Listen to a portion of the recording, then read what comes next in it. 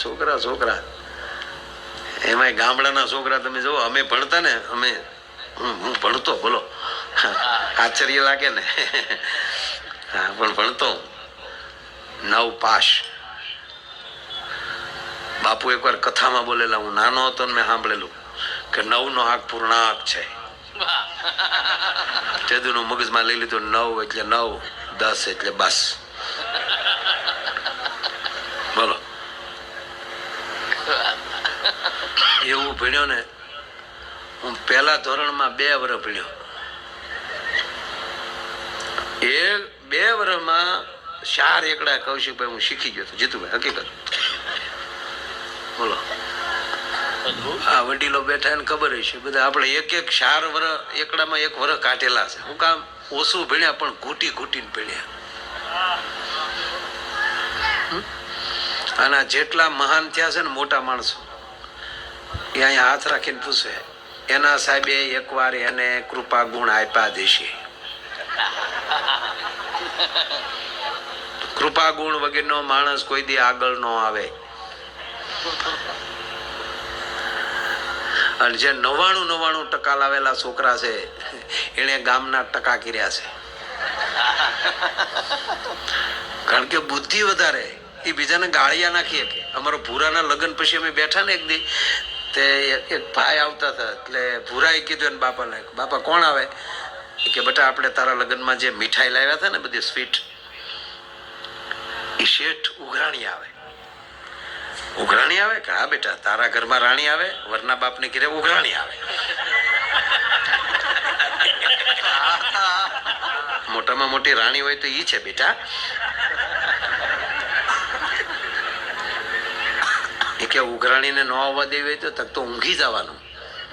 અને ત્યારે કહેવાનું પપ્પા સૂતા છે એટલે ઉઘરાણી ઘડીક પૂરતી વહી જાય.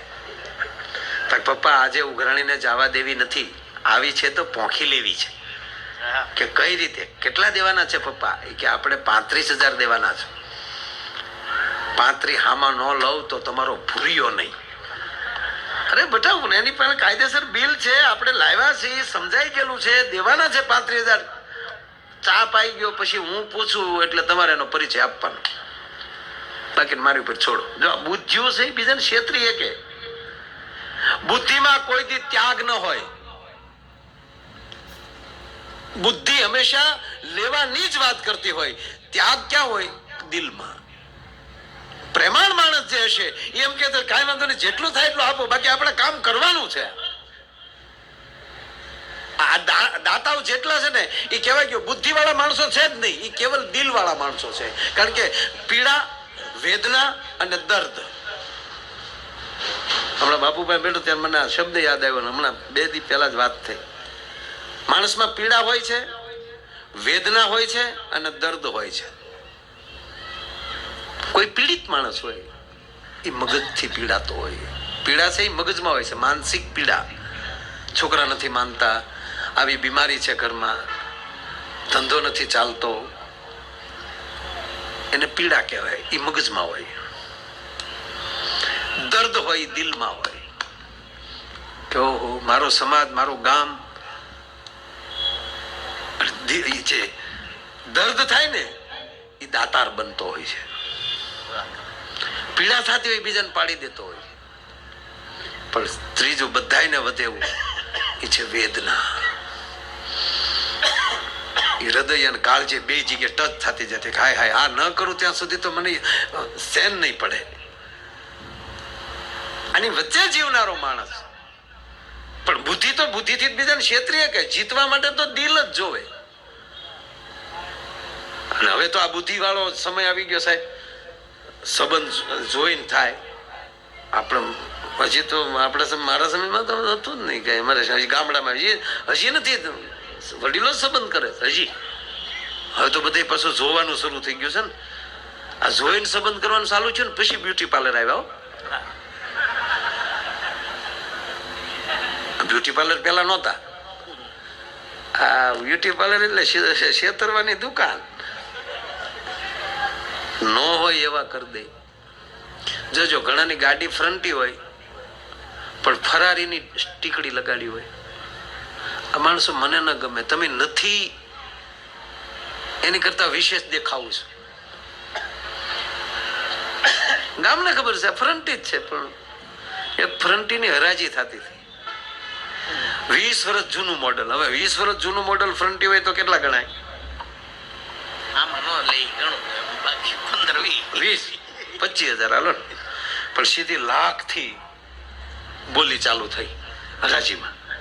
એક જણો કે 1 લાખ, બીજો કે 2 લાખ, બીજો કે 5 લાખ, એક જણો કે 15, ત્રીજો કે 25 પૂરા. 25 લાખે ફ્રન્ટી, 20 વર્ષ જૂનું મોડલ. એક ભાઈ બેઠેલા કે આ ફ્રન્ટી માં છે હું ચાંદીની છે, સોનાની છે?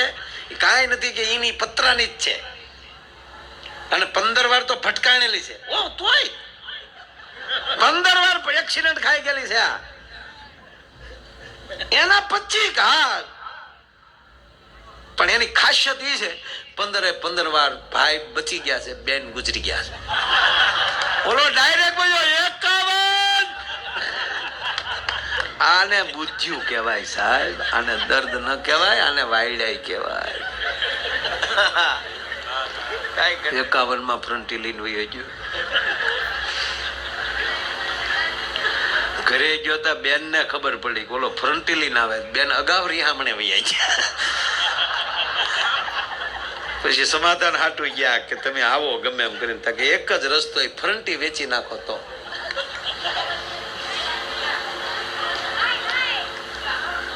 પૂરાને કીધું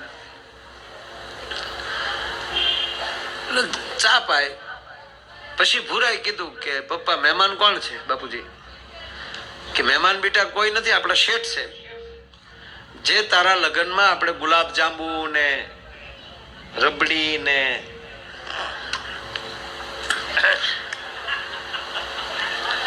લાવ્યા હતા ને, કે હા એ શેઠ ઉઘરાણી આવ્યા. આ શેઠ પહેલે લીધું હતું. જ્યાં રબડી ને ગુલાબ જાંબુ ખાધા ને આખા ઘરને ઝાડા ઉલટી થયા, હામા વાળા મહેમાનોને 150 જણાને આપણે દાખલ કર્યા, એનું 1 લાખ રૂપિયા ડોક્ટરનું બિલ ને આપણા ઘરનું 70,000 બિલ ને એ બધું આપણે વકીલને બોલાવીને આની ઉપર દાવો કરતા હતા ને ફોજદારી કેસ કરતા હતા ને પોલીસ જેને ગોતતી થઈ ગઈ. હા કરો બાપા ફોન પોલીસ ને. આ ધન ગળી ધન ભાઈ ઘેરે શેઠ આવી ગયા છે. શેઠ કે ભાઈ એવું નહીં. અરે હોય કઈ મરી ગયા ઓકી ને પાછું હું કરો છો આવી રીતે? આ તો સારું છે થોડા મહેમાન હતા, નકર તમે તો અમારે કુલ ને કાઢી નાખો ને આખા ને. આ તો હાલું થયું બચી ગયા, નહીં તો કાઢવા જ લાગે એવો કોઈ નો દે. ઓલો કે ભાઈ ભૂરાભાઈ તમે સાંભળો, આમ જો આ તમારા ઘર પૂરતા 70,000 આપી દઉં તો હાલે? એટલે તો ત્યાં નીકળો. આવ્યો છો 35,000 લેવા, 70,000 દઈને ગયો. બોલો આ બુદ્ધિ છે સાહેબ. કામે ક્યાં ના કહી છે જો તમારે કરવું હોય તો, અને બુદ્ધિએ ક્યાં ના કહી છે તમારે અનુસરવું હોય તો. હામાં પાણી હાથી બુડે અને માછલા તરે, હવે તણખલા બનો તરવું હોય તો. એટલે કવિ કાગ બાપુ કે ભરોસાથી બીજો એક પણ મોટો ભગવાન નથી. નાનો એક દાખલો કૌશિકભાઈ મને બહુ ગમે છે. એક રાજા હતા. બાજુના રાજાએ એની ઉપર ચડાઈ કરી. 2 દિવસ થઈ યુદ્ધ, ઘમસાણ યુદ્ધ ચાલે છે. બીજા દિવસની રાતે સેનાપતિ એમ કહેવાય પોતાનું દિયાથમી ગયા પછી એમ કહેવાય યુદ્ધ બંધ થઈ જાય, અને સેનાપતિ પોતાની ફોજ લઈ અને પોતાના રાજમાં પરત ફેર્યા, અને રાજાને મળવા જાય છે. અને રાજા એને કહે છે શું વાતાવરણ છે? હું થયું હુઈ જવું છે ભાઈ? હા કાંઈ વાંધો નહીં, અમે તારી જવડા હતા, હુઈ જતા. અને ભગવાને રાત હુવા જ આપી છે, આપણે ઉપાડા લીધા.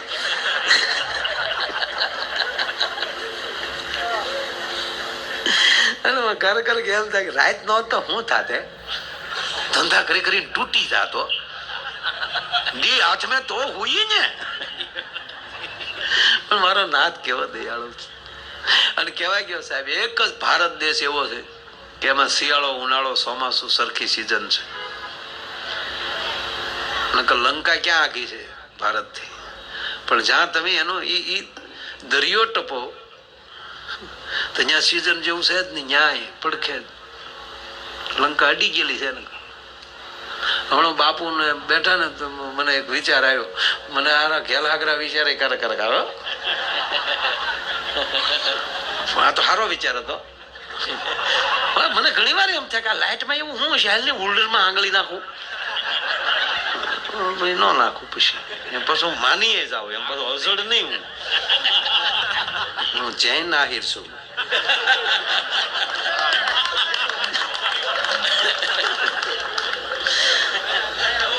હું ડાયો માણસ છું. જૈન એટલે ડાયા. હે કેટલો ડાયો છું એ ખબર છે. વિચાર આવે કારક કારક, અને કારક કારક તો એવો વિચાર આવે કે આપણે આવ્યા શું કામ, એમ આજ કરવા, રાતો રાત આ કરવાનું, પાછું ગાડીમાં તૂટી વાળીને હુઈ જવાનું. અમારી કોઈક દિશા તો પૂછો યાર કે તમે શું કરો છો. એમ સારી હોટલમાં ઉતારો મળે પણ બસ બાથરૂમ પૂરતું જ ને, નાઈન તો ડોકમાં કફની નાખીને સીધા અહીંયા વહી આવવાનું. વાગ્યા પર આયલી ભાગી જ સીધા ગાડીમાં, ન્યાલી પાસે કાલ બીજે ગાય. મકાન બધું સારું, ફાર્મ સારું, અમારું શું. તો તમે વિચાર કરો ને, તમે શું કરો છો, તમારું શું. પેલો જવાબ પેલા પૂરો કરી નાખું, પછી ઓલો પ્રસંગ રાજાનો પછી લો. આ રૂપિયા વ્યવસ્થા છે. વાત કરતો કેવી વ્યવસ્થા ખબર, આ તો મગજમાં આપણે કાઢી ન નાખીએ. એટલે દાખલા તરીકે એક ભાઈ મારી પાસે આવે, મિલનભાઈ, કે માયાભાઈ પ્રોગ્રામ કરવાનો છે, 3-4 તારીખો મેં નક્કી કરેલી છે, એમાં તમને જે અનુકૂળ તારીખ હોય એ કાલે અમને કહી દેજો જોઈ. એમાં એક તારીખ અમે મંડળ નક્કી કરીને ફાઇનલ કરી નાખશું. આલ્યો 50,000 રૂપિયા એડવાન્સ. એ 50,000 મારી પાસે આવ્યા. મારે ભાઈને દેવાના હતા, યાદ આવી ગયું કે આવી ગયા છે, હાલને દઈ દો. 2 વાર ફોન આવ્યા હતા, એ 50,000 એને દઈ દો. એની પાસે અમારો વિપુલ માગતો હતો, બેનજા વાળો. વધારો તાળીઓથી બેનજામ સંગત આપે છે, વિપુલ બરવાળાથી આવ્યો સ્ટેટ. એ વિપુલ ને આપી દે. વિપુલ પાસે 50,000, અમારો મુકેશ તબલા વાળો, તબલા વગાડે, તાળીઓના ગળાથી બધાવો. અરે આમાં આમ હોય, પરિચય નો પરિચય ને વાતની વાત, સમય થોડો બગાડાય. ગાંડા ભાઈ કેવી વાતો કરે નાખી દે.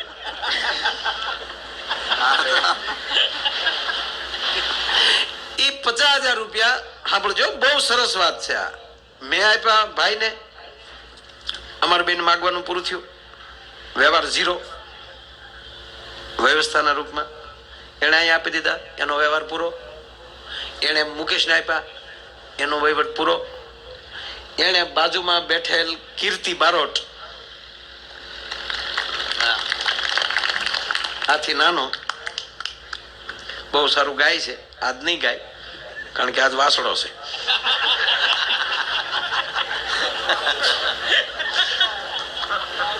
ધ્યાન દેજો, એને આપી દીધા. 2 નો વહીવટ પૂરો.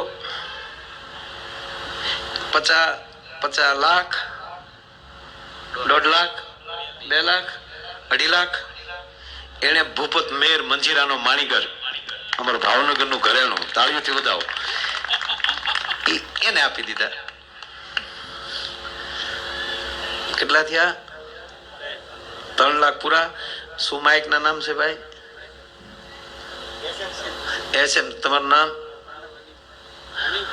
SM sound. હનીફભાઈ ને તાળીઓથી વધાવો. એને હનીફભાઈ ને આપી દીધા. હનીફભાઈ પહેલી મારે લેવાના હતા. હનીફભાઈએ મને આપ્યા એટલે 4 લાખ પૂરા થયા. કેટલા? હનીફભાઈએ મને આપી દીધા. માયાભાઈ આલ્યો. મારી પાસે આવ્યા ને તો ઓલા પ્રોગ્રામ વાળા આવ્યા, એ કે અમારો પ્રોગ્રામ બંધ રહ્યો, લાવો અમારા પાછા. લઈને વયો ગયો.